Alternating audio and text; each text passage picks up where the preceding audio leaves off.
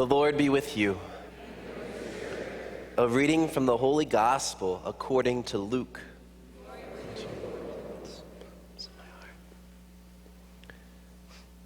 Jesus addressed this parable to those who were convinced of their own righteousness and despised everyone else.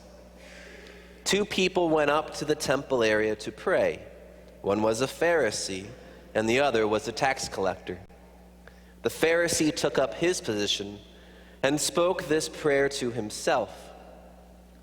"O God, I thank you that I am not like the rest of humanity, greedy, dishonest, adulterous, or even like this tax collector.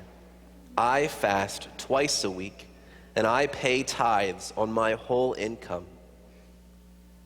But the tax collector stood off at a distance and would not even raise his eyes to heaven, but beat his breast and prayed, "O God, be merciful to me, a sinner."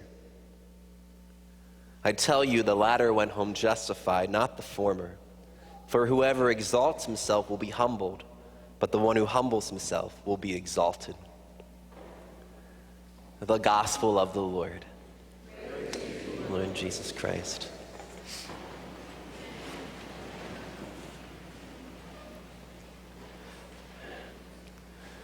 Praise be Jesus Christ, now and forever, now and forever. Praise be Jesus Christ. All right. So I've been here 18 weekends now, right? I know it feels a lot longer, but only about 590 some to go. So hang with me. But I want to start with a question. So 18 weekends, and we've been going through the Gospel of Luke chronologically throughout these 18 weekends. And so my question is this: of those 18 Gospel passages, in how many did Jesus give an explicit teaching on how we ought to relate with our wealth, with our money? Right? How many of those 18? If you think it's less than 3, raise your hand. 4 to 6, 7 to 9. You guys aren't even playing along. 10 or more. All right, that's amazing. You guys are getting it right. 10 out of the 18. Jesus gives some explicit teaching on money and our wealth and our relationship with it, which is always fascinating to me in that sometimes we're always accused like, oh, the church just talks about money all the time. When I remember growing up, maybe twice a year you'd hear a money homily. But it's Jesus who is talking about it all the time. And it matters a lot to him how we interact with the gifts that we've been given and what we do with them. So just as kind of a synopsis, if you don't believe me, I got all 10, but then I realized I can't go through all 10 of them because it's just too much. But the highlights, in the middle of the summer, July 14th, we got the parable of the Good Samaritan, one of people's favorite parables, right? And it's a parable that Jesus tells in response to the question, how do I love my neighbor? Right? And he tells this parable about the guy who gets beaten up by robbers, and it's a Samaritan who's traveling along who takes the guy who's wounded, takes him to the inn, and the last lines are very important. He says, here's my money, take care of him. If you should spend more, I will pay you in full upon return. That his love of neighbor was bound up with his willingness to spend on his neighbor. September was an interesting month. We had 5 Sundays in September, and all 5 of the Gospels had a lesson. The first Sunday, September 1st, it was this story of a man who, from his wealth, wants to throw parties, right? And Jesus warns him and says, you must invite those who cannot repay you. Make sure your wealth, right, pours out to those who are in need. The next weekend was a command where he says, you have to be ready to renounce your possessions if you want to be my disciple. The next weekend was the prodigal son parable, right? The story of the young man who goes to his dad and says, hey, give me my money. And then he spends it all on himself. And it's the interaction of God's mercy with this prodigal. Right? The next weekend we got that really harsh line where Jesus says, you can't serve 2 masters. Right? You'll love one and hate the other, so you cannot serve both God and money. And then the last one was the story of Abraham and the rich man, or Abraham, Lazarus, and the rich man. Right? The rich man it's not even given a name. Right? He just said it's the rich man who dines sumptuously each day and who has no concern for the poor on his doorstep. Right? So Jesus is always talking about this. And so this week and next week, again, we get two characters, and we get an insight into their relationship with Christ and with their money, right? So this weekend, in today's gospel, we have this Pharisee. And this Pharisee goes to the temple, and he prays, and it's interesting, he says this prayer to himself.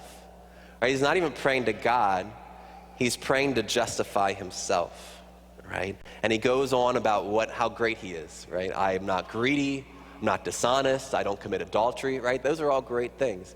And then he says what he does, I fast twice every week, and I pay tithes on my whole income. Right? What that means is a tithe was a tenth, right? So he would give a tenth of his whole income. So he wouldn't give the taxes and then just take what's left over and give a tenth, or spend money on whatever he wanted and then of his excess or surplus give a tenth. He says, no, I do it from the top, right? I give him the tenth, which are all good things, but he does it as if to buy his righteousness from God. He says, if I do these things, then I am just, right? It's like he's buying a relationship with God, right? Next week, we're going to hear the story of Zacchaeus.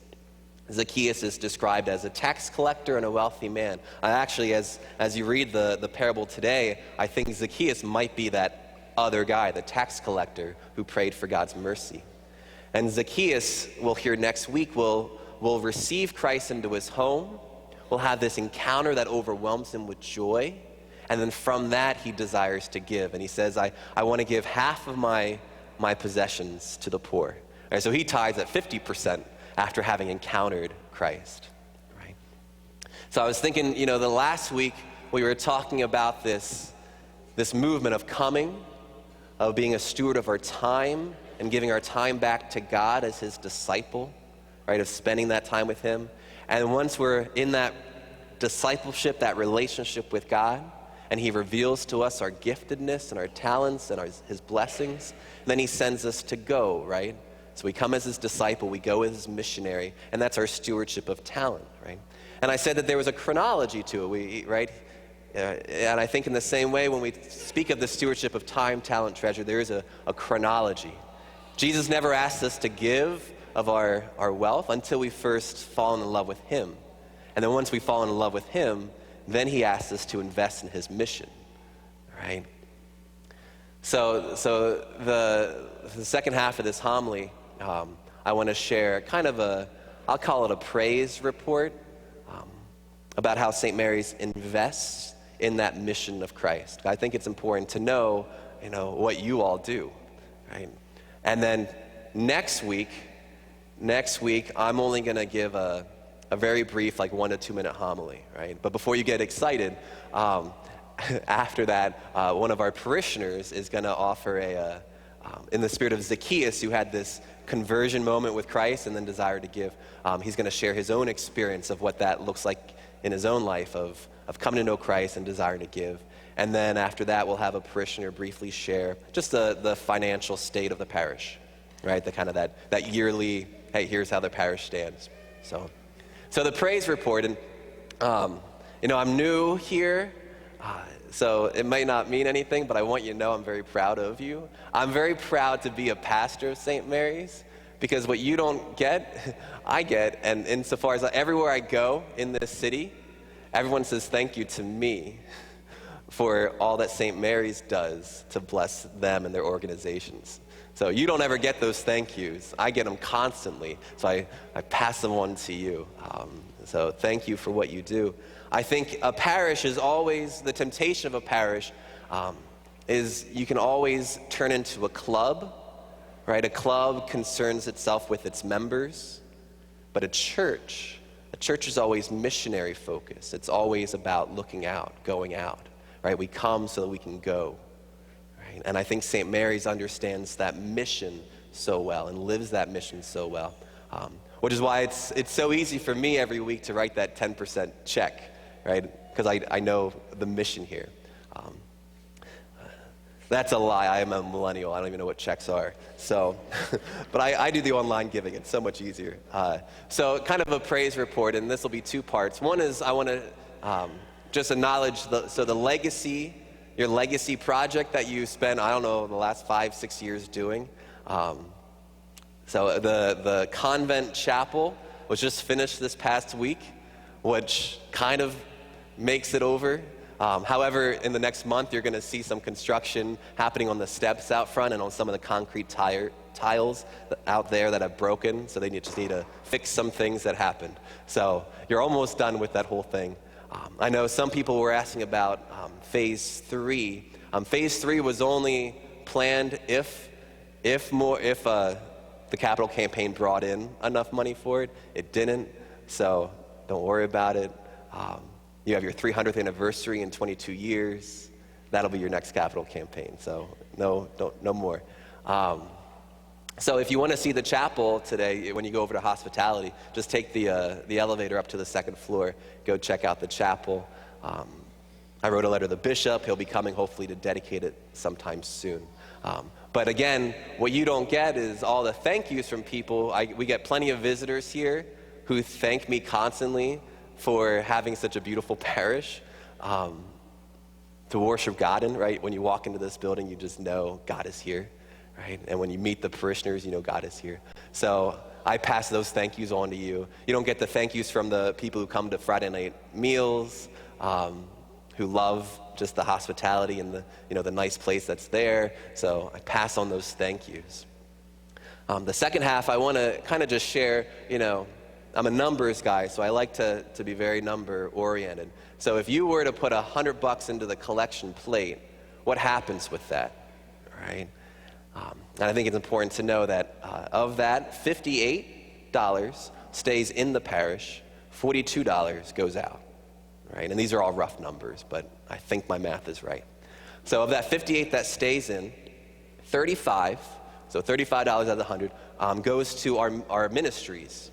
Right, so it goes to make sure you have a priest that's here and can celebrate masses, and we have a youth ministry, and that we have music and flowers and books and hymnals and all the different ministries that are happening, all the staff that are here, make sure that everything is cleaned up and everything. All right, $23 goes to just maintaining the buildings and the structure.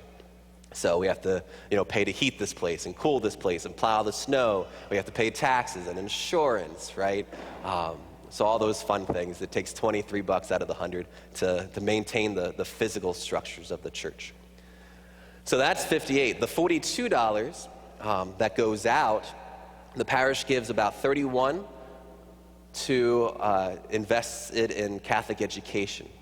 Right, that we love to support our Catholic schools, and so mostly it's Resurrection Catholic School and Lancaster Catholic High School that we're investing in the Catholic education of our youth. $1 goes to making sure that we have a chaplain at the med center and at the prison, so that those who are sick and who are in prison are being cared for. And then my favorite thing is that $10, so 1/10 of everything that comes in, our tithe, we as a parish tithe away. We give to places in need. And so that tithe last year was about $84,000.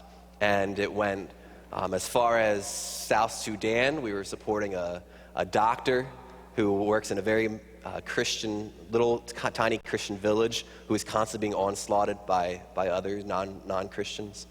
So we support him and his ministry there.